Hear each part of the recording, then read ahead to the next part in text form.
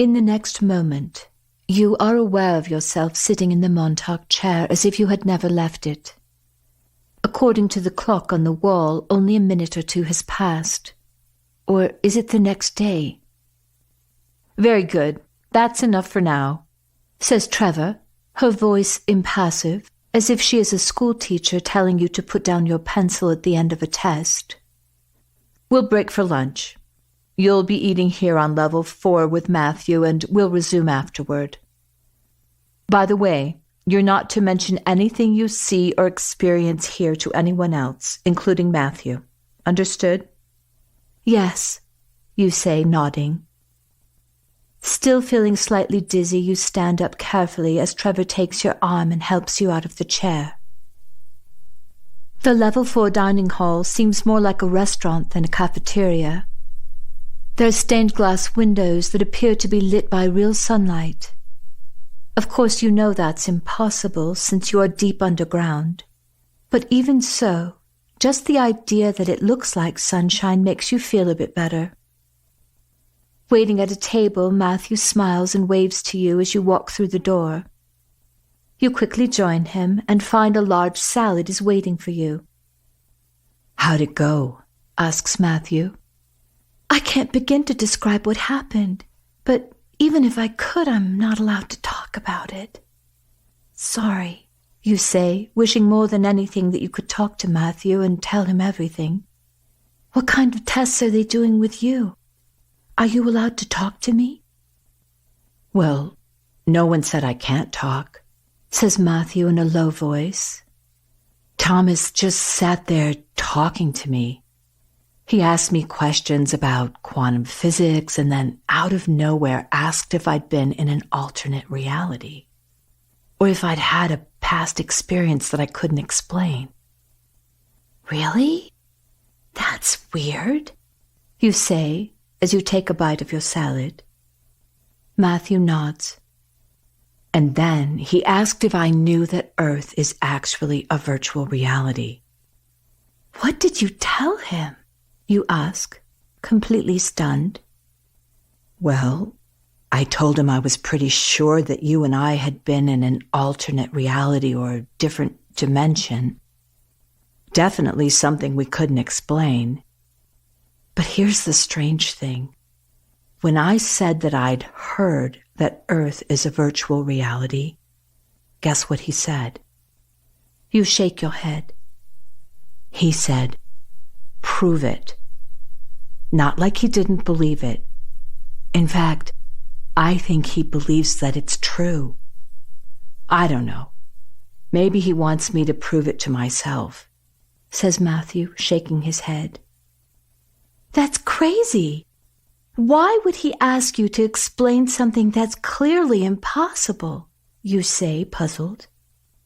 Well, that's just it. I've been thinking about all this stuff, and I believe there's more proof that this is a game than there is proving that it's not. I don't understand. How could you possibly prove this is all a game? Well, to explain that, I'll have to give you a quick lesson in physics. You mean like before I've finished my salad? You say, laughing. I'm up for the challenge, says Matthew, grinning. Okay, first, I have a question for you. Can you tell me what visually obvious facts people believed in a few hundred years ago that are now known to be untrue? Well, people believed Earth was flat and stationary. Oh, and that the Earth was the center of the universe with the sun, stars, and planets orbiting around it. Right.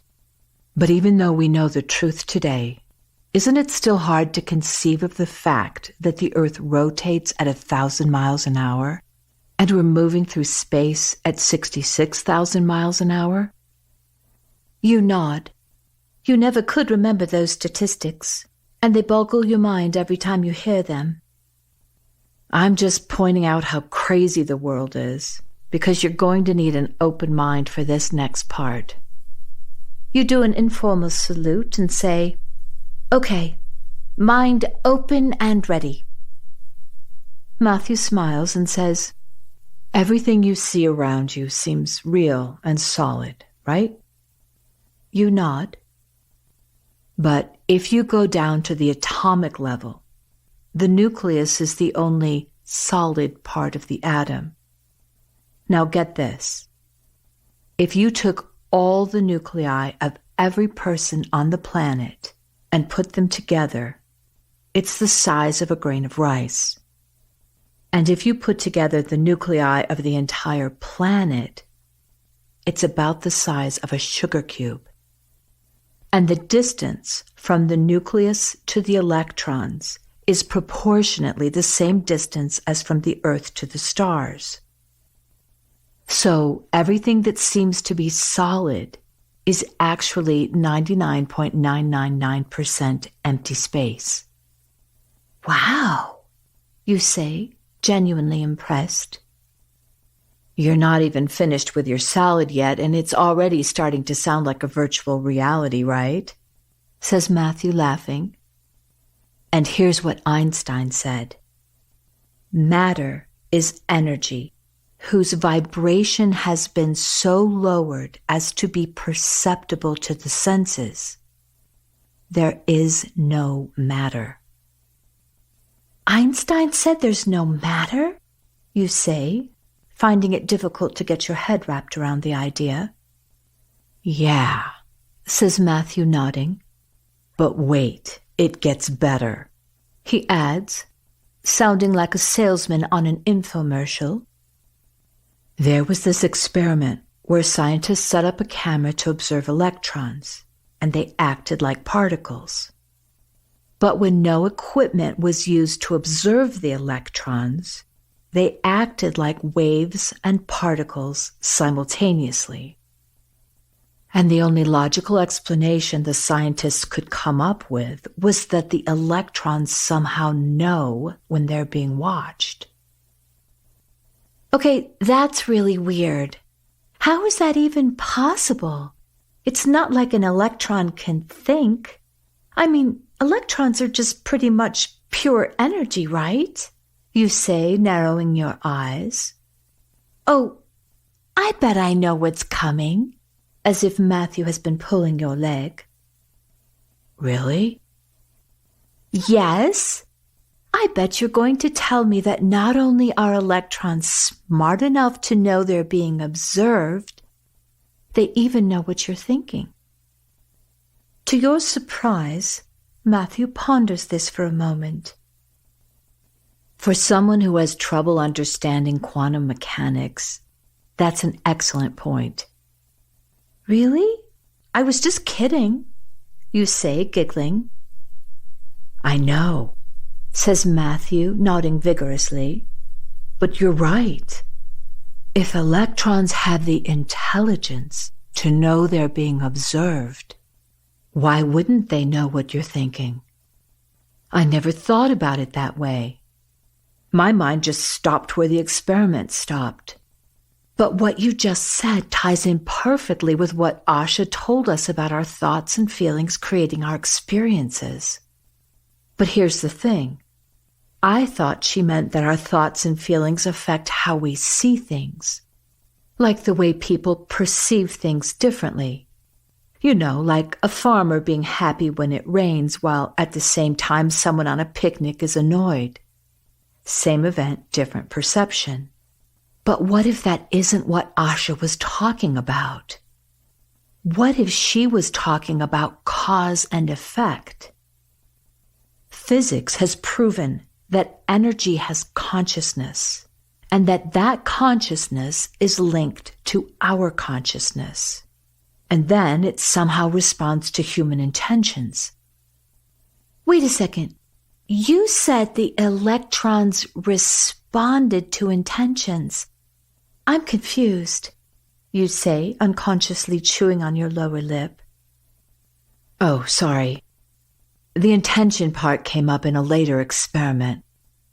You see, once the scientists knew that electrons were simultaneously acting as waves and particles, they discovered that whenever the electrons were being observed, they would show up according to the intentions of the person setting up the experiment. If the intention of the scientist was to see electrons as particles, the electrons would show up as particles. But if the intention was to see the electrons as waves, they showed up as waves. So the electrons do know how to read your mind, you say, amazed. Do you think maybe the electrons are trying to communicate? I don't know, but here's what I'm thinking. What if thoughts and feelings actually cause energy to slow down to the point that you can instantly see matter? You know, like things and people you see every day. But what if some energy moves slowly and other energy moves fast, and that's just how it's always been? You've heard of Einstein's theory of relativity, E equals mc squared? You nod. Well, that equation is saying that when matter moves at the speed of light squared, it turns into pure energy. So, if you think about it, the opposite must be true. When energy slows down enough, it appears as solid matter.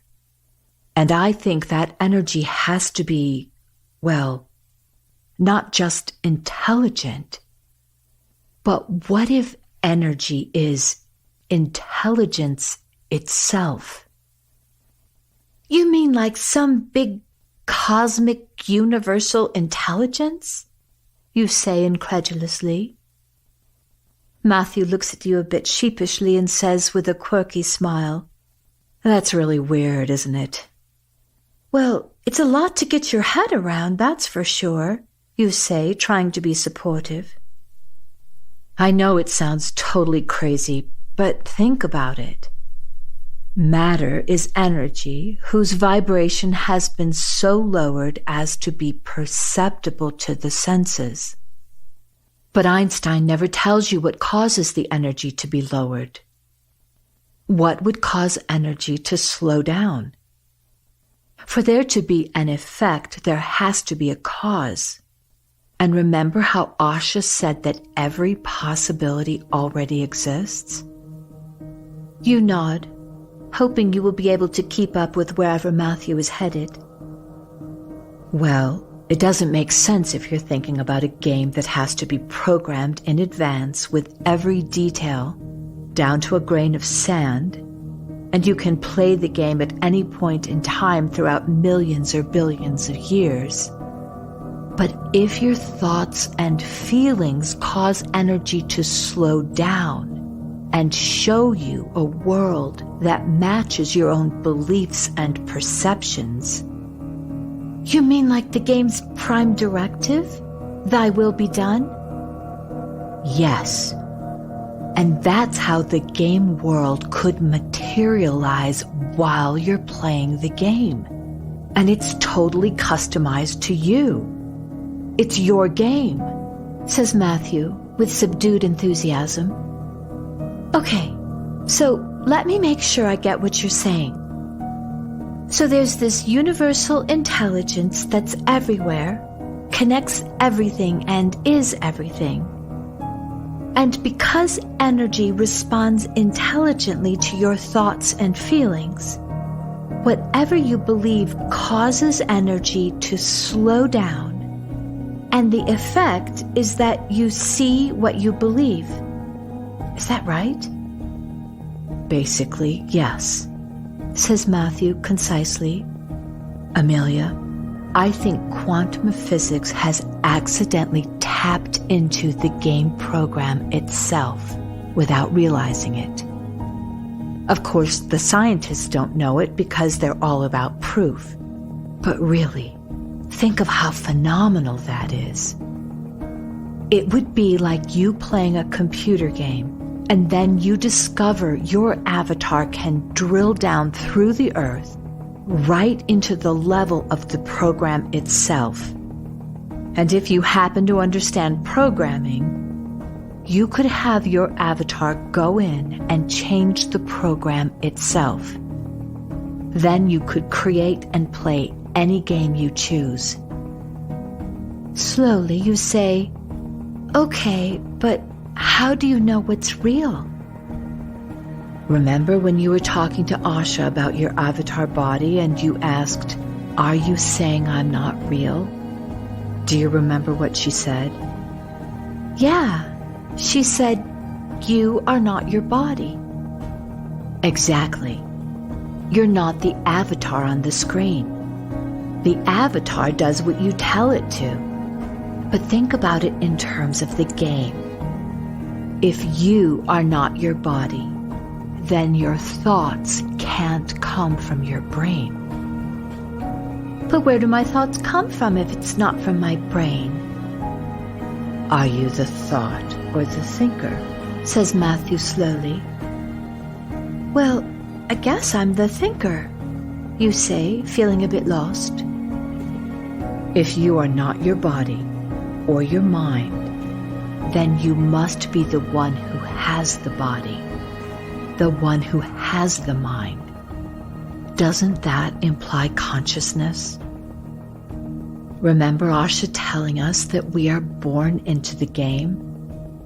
If we're not bodies that have learned how to think and be intelligent, there's only one other choice. We would have to be consciousness, thought force, universal intelligence that has created a body.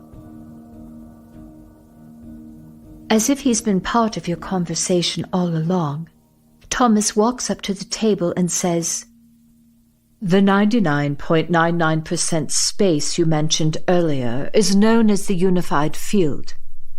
Unified means coming together, which implies form. Field implies interest, thought.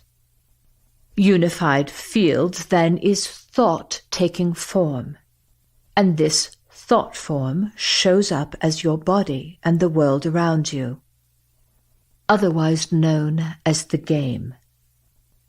This so-called empty space is actually full of intelligence, and because it isn't in a physical form, it's also full of potential." With a smile, Thomas says, "Well done, Matthew." Then looking at you congenially, he adds, "I'll leave you to finish that salad." As soon as Thomas is out of earshot, you lean toward Matthew and say, "How did he know what we were talking about?" Matthew shrugs and shakes his head. "Does he talk like that all the time?" Matthew whispers, "Well, yes, he's a scientist. But he also says some really bizarre stuff." "Like what?" "Well, today we were talking about quantum mechanics and proving that Earth is a virtual reality. He just rambled on saying he knows the secret to how the program works, and that nothing is good or bad from its own side. Everything is simply empty." "Everything is empty? Do you think he's depressed?" "No, he just talks like that," says Matthew, shrugging. "I mean, he looks at me as if I'm supposed to understand, but I really don't." You laugh, and looking past Matthew to the entrance of the restaurant, you wave your hand and say, "Trevor's waiting for me. I've got to go. Let me know if you hear any more Thomasisms." "I will," says Matthew, laughing. Then taking your hand, he pulls you toward him and says, "Maybe we can vent tonight, and you can talk too." You smile and nod.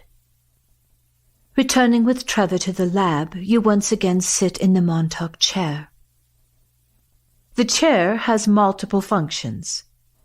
It can function according to your ability to image events or timelines, but it can also be programmed to recognize a specific frequency that you might think of as a specific time, day, and place. "So you chose the place I went to?" you say, trying to come up with the best possible questions So Trevor will continue giving you answers. Not exactly, says Trevor. You have your own frequency, and the chair can search out your frequency at different times in history. What do you mean, different times in history? You say, at a loss. Are you saying you believe in past lifetimes? And that I was seeing myself thousands of years ago? Trevor looks at you for a moment, as if measuring your capacity for mental comprehension. Then something in her face changes, and she says, Do you know you're playing a game? Bewildered, you say, well, kind of. I mean, I've heard that Earth is a virtual reality, but I don't really understand what that means. Trevor's face softens as she smiles slightly and says, Not many people do. Can you get your head around the idea that your body is your avatar? Yes. Then, do you understand that you are not your body? Yes, you say hesitantly. Good. Think of it this way. You, your unique frequency, can be tuned into just like turning a radio dial. I can set the Montauk chair program to your frequency and then add the date and time, and the chair will locate you. So, the woman I saw, Sasha, she was my avatar, and that was me playing that game? Trevor nods. So, where are you sending me this time? I don't know. I only program in the date and time. Well, how do you decide that? You say curiously. Thomas decides everything in regard to the Montauk chair. Now that's all I can tell you, says Trevor with a bit more kindness than usual. You have a head full of questions, but you can tell that Trevor isn't going to say another word. So you sit and wait to see what is next. But this time, there is no shimmering golden light or disappearing room. Your eyes open. You're sitting on soft grass, with morning sunlight sparkling on the pond in front of you. As if you had suddenly awakened from a dream, you can't make sense of what you're seeing. Yet somehow you know you're in your Sasha avatar again. But it's years later because your hair is now down to your waist. As you observe your surroundings, you can feel that this was your home in your game lifetime as Sasha. On one side of the pond is a forest with majestic cedar, birch, aspen, and spruce trees. In another direction, wildflowers grow amidst a small vegetable garden with a beehive.